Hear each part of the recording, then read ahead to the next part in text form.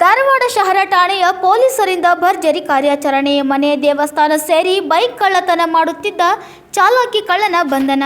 ಮನೆ ಗುಡಿ ಸೇರಿ ಬೈಕ್ ಕಳ್ಳತನ ಮಾಡುತ್ತಿದ್ದ ಚಾಲಾಕಿ ಕಳ್ಳನನ್ನು ಹೆಡೆಮುರಿ ಕಟ್ಟುವಲ್ಲಿ ಧಾರವಾಡ ಶಹರ ಠಾಣೆಯ ಪೊಲೀಸರು ಯಶಸ್ವಿಯಾಗಿದ್ದು, ಬಂಧಿತನಿಂದ ಬರೋಬ್ಬರಿ 5,38,000 ಮೌಲ್ಯದ ಕಳ್ಳತನ ವಸ್ತುಗಳ ಜಪ್ತಿ. ಹೌದು, ಹುಬ್ಬಳ್ಳಿ ಟಿಂಬರ್ ಯಾರ್ಡ್ನ ಸಿದ್ದರಾಮೇಶ್ವರ ನಗರ ಮೂಲದ, ಪ್ರಸ್ತುತ ಧಾರವಾಡ ಗಾಂಧಿ ಚೌಕ್ ಬಸ್ತಿ ಗಲ್ಲಿ ನಿವಾಸಿಯಾಗಿರುವ ಆಸಿಫ್ ಕಾಸಿಂ ಶಾ ಬೇಗಂ 29 ಬಂಧಿತ ಆರೋಪಿಯಾಗಿದ್ದಾನೆ.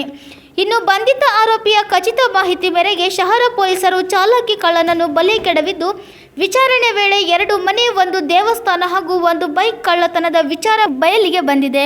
ಒಟ್ಟು 4 ಪ್ರಕರಣದಲ್ಲಿ ಬಂಧಿತ ಆರೋಪಿ ಇರುವುದು ತಿಳಿದು ಬಂದಿದೆ. ಬಂಧಿತನಿಂದ 42 ಗ್ರಾಂ ಚಿನ್ನ, 20 ಗ್ರಾಂ ಬೆಳ್ಳಿ, 1 ದ್ವಿಚಕ್ರ ವಾಹನ ಸೇರಿ ಒಟ್ಟು ಅಂದಾಜು 5,38,000 ಮೌಲ್ಯದ ಕಳ್ಳತನದ ಸಾಮಗ್ರಿಗಳನ್ನು ಜಪ್ತಿ ಮಾಡಲಾಗಿದೆ.